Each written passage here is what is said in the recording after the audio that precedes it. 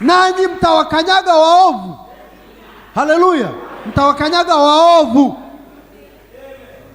maana watakuwa majivu chini ya nyayo za miguu yenu. Kwa hiyo nyayo zetu sisi haziibwi, ni nyayo za kukanyagia waovu. Sasa wanataka kukomboa nyayo, wapeleke wapi? Ndio maana wanahangaika sana, nyayo, kwa sababu wanaogopa sana nyayo.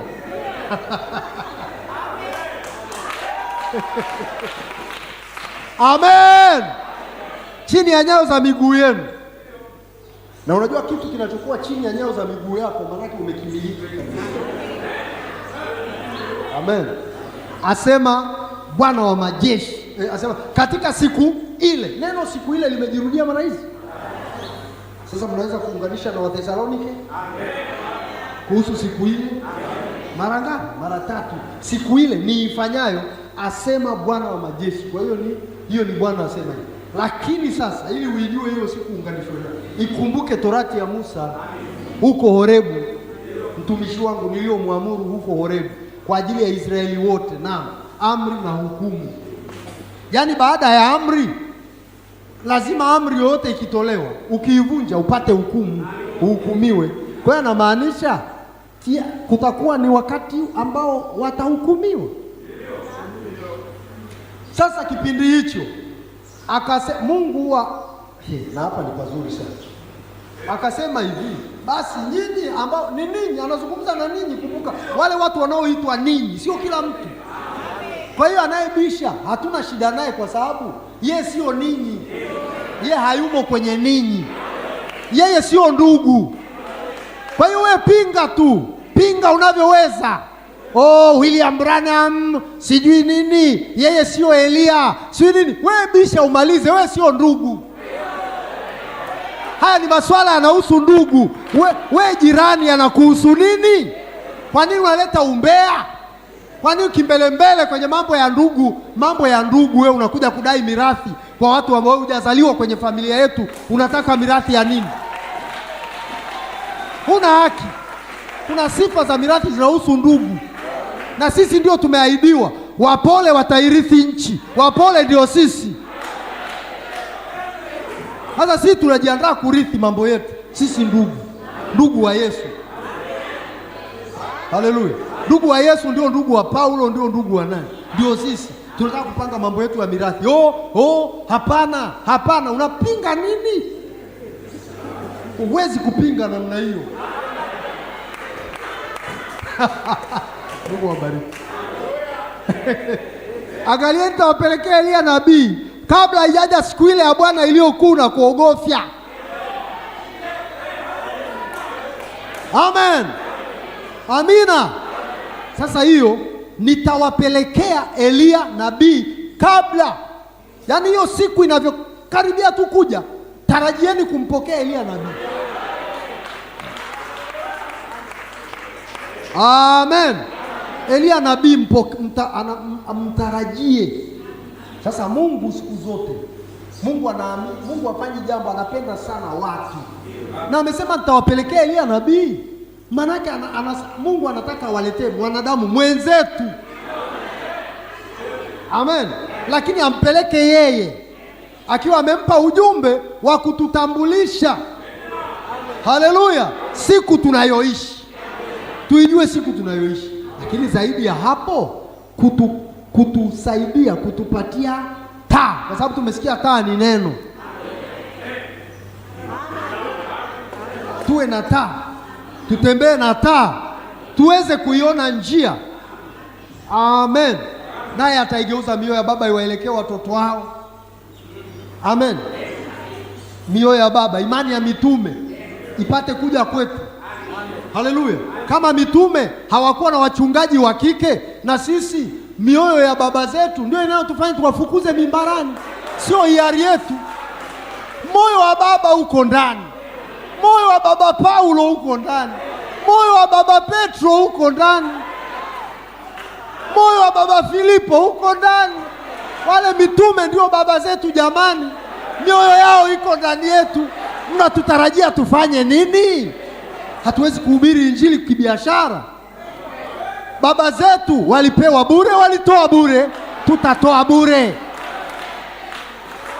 Haleluya, haleluya! Hivyo ndivyo baba zetu walivyokuwa, na sisi tunapaswa kuwa kama baba zetu, kwa sababu ukichukua moyo wa mtu ukaingiza ndani ya mtu, anakuwa yeye. Haleluya, amen. Ili nisije nikaipiga dunia kwa laana, na mioyo ya watoto pia iwaelekee baba zao, kwa sababu baba zetu nao kuna vitu ambavyo hawakuvifahamu. Baba zetu wao hawakuwahi kuishi wakati wa AI, kwa hiyo majaribu yao ni tofauti na yetu, na sisi tumeambiwa ya kwamba bila sisi, pasipo sisi wao hawawezi kukamilishwa. Hiyo ndipo sisi tunaporudi. Amen. Kundi linaloshinda majaribu ya kiwango cha juu kabisa ni sisi. Ninataka niwaambie kitu. Ukitaka kupima ya kwamba we ni mshindi, na hii nalisema kwa uzito sana, katika kizazi hiki lazima ushinde nguvu ya ushawishi wa teknolojia, uovu unaopitia kwenye teknolojia.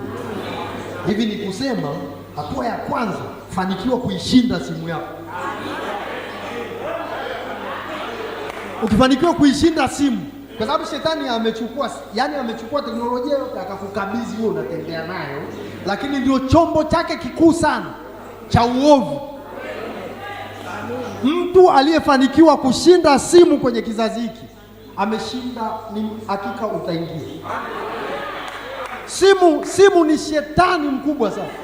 Smartphone. Kwanza smartphone maana yake ni nini unajua? Ni simu yenye akili.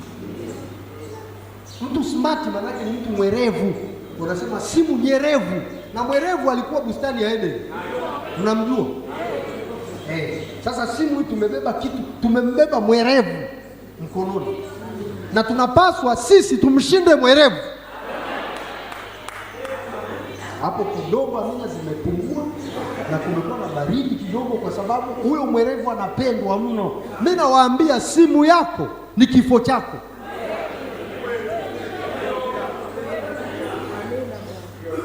Na sasa kama wewe ni ndugu, hii ndio jambo mnalolipenda. Kama wewe ni ndugu, simu ikikuharibu, Mungu hakubali. Hata Mungu hawezi kukubali wewe usiingie, kwa sababu kama wewe ni mteule wake, kama wewe ni sehemu yake, utaenda tu, lakini lazima akukumute mpaka, yaani lazima ulipie upuzi wote ulioupatia kwenye simu. Yaani lazima ulipishwe na malipi. Hayo malipizi yanauma, lakini utalipa tu, na ni afadhali ulipe uende kuliko usilipe. Maana kama hulipi wewe unaona fanya chochote, kwa sio ndugu yetu. Amen. Mungu awabariki sana. Turudi kwenye andiko letu kwanza upya tena kwenye Wathesalonike. Si tumesha connect, tunarudi huku tunamalizia. Amen. Anasema hivi, lakini ndugu, sura ya 5. Lakini ndugu, kwa habari ya nyakati na majira, okay. Mstari wa 4. Bali ninyi ndugu, hammo wapi? Hammo wapi? Kwa hiyo ambao siku ya Bwana inawajia kwa kushtukiza, kwa kuwa surprise, ni walioko wapi? Walioko wapi? Na karibu dunia nzima, karibu kila kanisa, karibu kila mhubiri huwa wanahubiri, tunangoja Yesu atakuja siku moja tu, ghafla atakuja, wote wanamgoja aje ghafla. Maana yake hiyo ni dalili ya kuwa gizani. Sisi hatusemi anakuja ghafla. Kwanza nisikilizeni vizuri, sisi tunajua vizuri sana kuhusu kuja kwake, na labda naweza nikashtua nikasema tayari tunaye. Hatushtuliwi, tunajua yeye anakujaje na yeye ni nani, na kabla hajaja tuliahidiwa tutapelekewa Elia nabii. Kwa hiyo tukishapokea Elia nabii, yeye anatupeleka kutuonyesha aliko, na alihubiri ujumbe unaitwa tazama Yesu aliko. Kwa hiyo umeshaonyeshwa aliko. Sasa wewe unaulizia unamngoja yupi wakati uliambiwa tazama Yesu, ila tu watu hawajui Yesu ni nini. Yeye ni neno. Tazama neno liliko. Twende kwenye andiko jingine, Mathayo sura ya ngoja twende hapo alafu tutaenda. Bali ninyi ndugu hammo gizani, hata siku ile iwapate kama mwivi. Kwa kuwa ninyi nyote mmekuwa wana wa nuru. Wana wa nini?